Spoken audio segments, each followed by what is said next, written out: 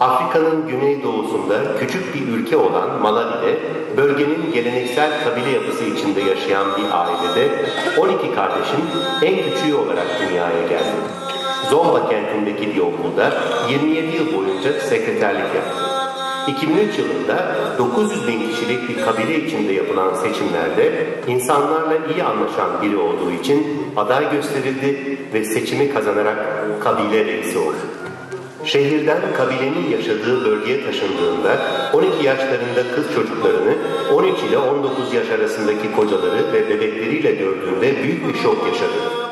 Kız çocukların yarısından çoğunun aileye ekonomik yük oldukları gerekçesiyle evlendirildikleri ülkede göreve başladığı andan itibaren bu sorunu çözmek için kararlı bir mücadele yürüttü. Öncelikle küçük kızların yollandığı evlilik kamplarını gündeme getirdi. Kusasa Kumbi, temizleme olarak adlandırılan bu kamplarda küçük kızlara geleneksel ayinlerle verilen ve kocalarını nasıl mutlu edeceklerine odaklanan cinsellik eğitiminin aslında cinsel taciz olduğunu, bazı kızların mezun olabilmek için öğretmenleriyle cinsel ilişkiye girmek zorunda bırakıldıklarını ve bunun ömür boyu sürecek bir travma yarattığını, her 10 kişiden birinin AIDS olduğu ve koruma yöntemlerinin neredeyse hiç kullanılmadığı ülkede bu tür ritüellerin erken yaşta ölümlere neden olduğunu anlattı. Ülkenin genelinde kız çocukların geleneksel evlilik kamplarından uzak durup okullarına devam etmeleri gerektiğini savundu. Birçok aile, 5 erkek çocuk annesi olan bir kabile reisinin kendilerine kız çocuğu büyütme konusunda ders veremeyeceğini söylese de mücadelesine devam etti. Yönetimi altındaki bölgede evlilik kamplarını yasakladı. 50 kabilenin liderini erken yaşta evliliği teşvik eden geleneklerden vazgeçirdi. 2015 yılında ülkenin bu konudaki yasaları değiştirilmiş olmasına rağmen çocuk evliliklerinin devam ettiği 4 bölgenin kabile şefini görevden aldı. Bu şeflerin yasaya uymayı kabul edene kadar görevlerine dönmelerine izin vermedi. Çalışmasına çeşitli sivil toplum kuruluşlarının yanı sıra kabilesinin üyeleriyle, annelerle, öğretmenlerle, dini liderlerle birebir görüşerek devam etti. Ülkenin medeni hukukunda da erken evliliğin yasaklanmasını sağladı. Bugüne dek erken yaşta yapılmış 850 evliliğin iptal edilmesinin çocuk gelin ve damatların eğitim hayatına dönmelerinin önünü açtı. Çocukların insan hakları ve eğitim hakları üzerine çalışan bu kadın kabile reisi, erken yaşta evliliklere neden olarak gösterilen ekonomik sıkıntıları aşmak için de çabalıyor. Yoksul ailelerin kız çocuklarının okul masrafları için fon yaratılmasını sağlıyor, çocukların okul hayatıyla bağlarını güçlendirmeye dönük girişimleri teşvik ediyor. Verdiği güçlü mücadeleyle birçok gencin hayatını değiştirdiği için Theresa kachindamoto.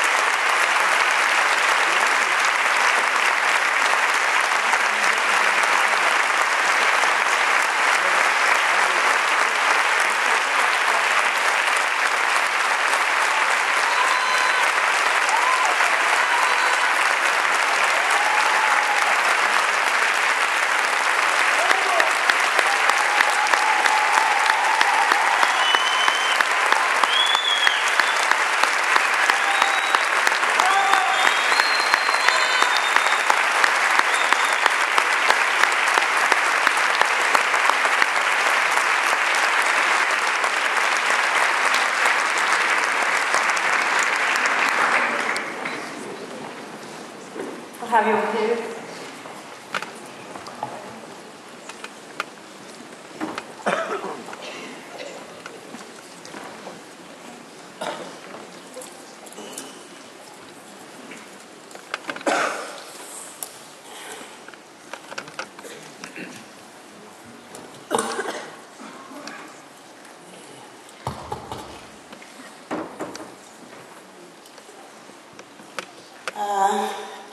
Good evening, everybody.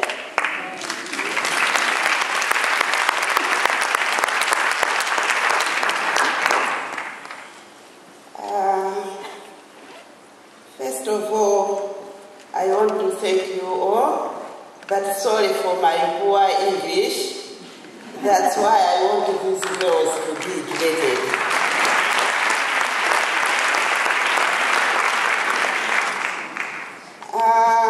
It was 7 years ago, I was chosen to succeed my late brother as the chief of the district of Malawi.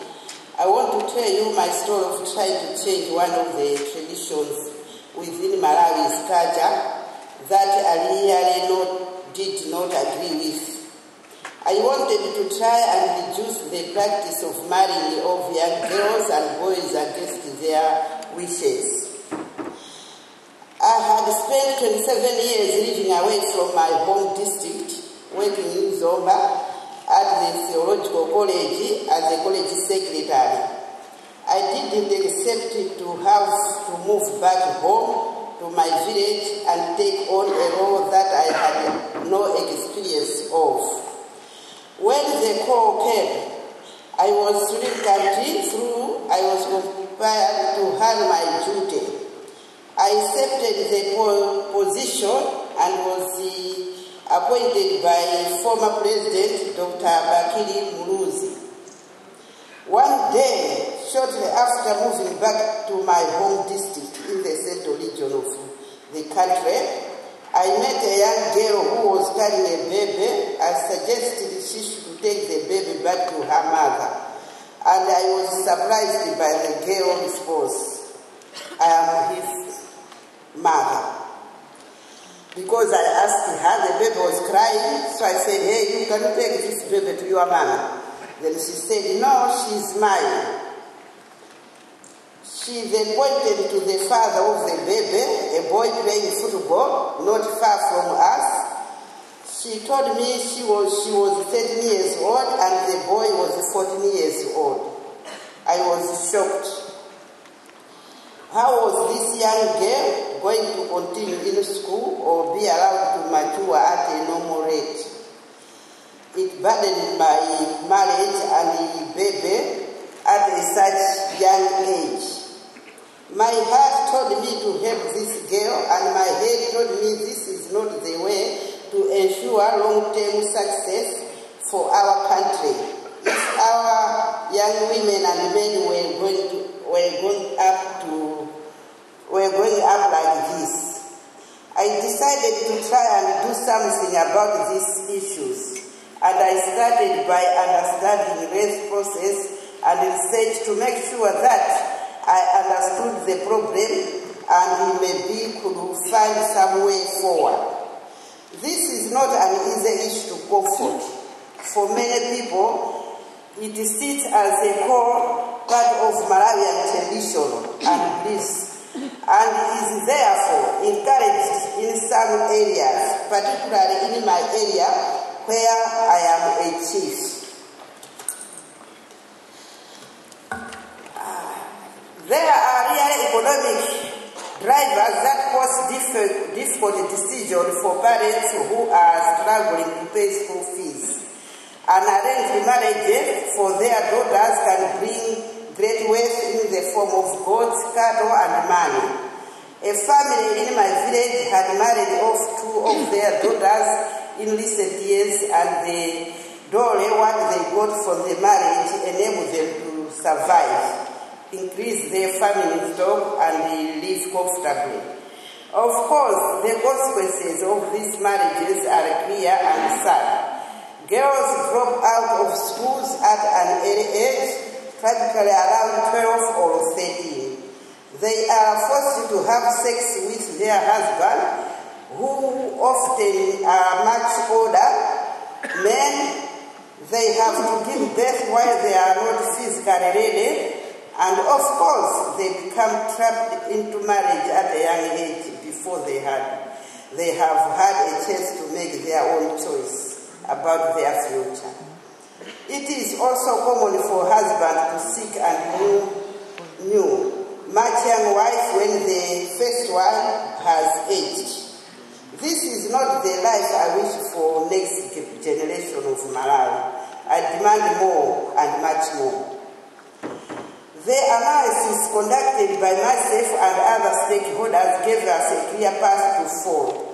All parties involved in community need to be fully briefed on the dangers and consequences of child marriages, to try and move people away from their long-held beliefs that this practice was okay. Then we had to move for a change in bylaws to make the practice illegal, giving us clear mandate to punish those that officially these unjust marriages. I briefed many community members of parliament, councillors, faith leaders, police officers, traditional leaders, youth groups, district education officials, parents and guardians. I organized meetings on a weekly basis. I traveled to many villages in my area. I had conversation with people all of age, and we made progress during the year. Chiefs and religious leaders agreed that the legal age for marriage should be 18 years, and that all marriage must first be scrutinized to verify the age and authorize it through their register book. Bylaws were created to give power to those traditional leaders who could now enforce the laws in their area. If a chief is found to have authorized marriage, a girl or a boy younger than 18 years, then the chief is immediately dismissed. So far, I have dismissed 4. That time it was 4, but now they are about 10. Because they have broken the bylaws. Of course, this is only a part of the battle, as parents still need to be convinced that they should focus on education their children rather than getting the benefits like money from forcing them on early marriages.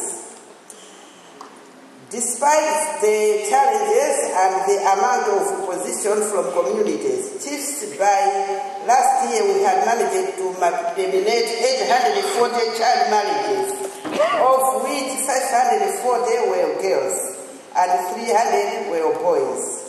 But I am happy to report that as of today, the number of children in school has gone up from 840 to 1,549. Of which 1,149 of those are girls and 400 are boys.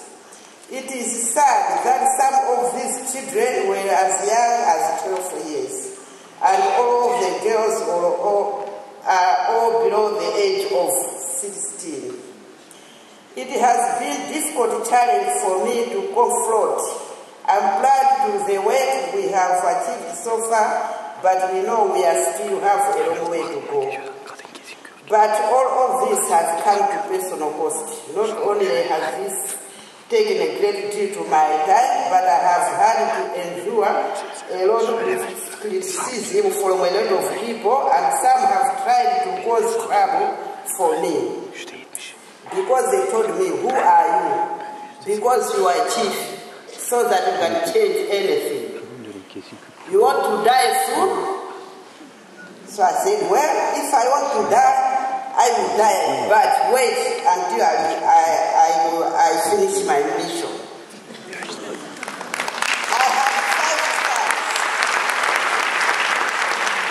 I have 5 sons and no daughter, and for some, this has been cited as a reason that I don't understand what it is like to take care of a girl child, and the challenges parents face in taking care of them.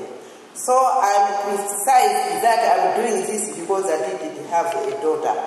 So they told me, oh, because you don't have any daughter, so it's better for you to go to bed and do more sexual intercourse with your husband, then you have a bed. But I have preserved, and I will not double strap to change people mindset, and most people are still respect in their way of thinking. My actual goal is to completely remove child marriages in Malawi and given a girl and a boy the opportunity to complete their education. Because when you get a girl child, you get the whole nation. So marriage can wait until these girls must finish their school. I'm grateful for those that have joined me on this path. We have made progress for which I'm grateful, but we still have a lot of work to do for which I'm prepared. I hope many more people will join me so that the fight for the rights of the girl child. Marriage can wait until the girl child is educated. The challenge is for the number is so big. So I'm trying my best to take my pocket money to pay some of these children. But some are living because these parents, they said they have no money to pay school fees. Even they can't even borrow $5 to pay their school education for their children. So I tried my best to call the well-wishers to help me, but the number is still there. So my word is that I said go back to school. Yes, they will finish Form 4, but when they finish their Form 4, they will just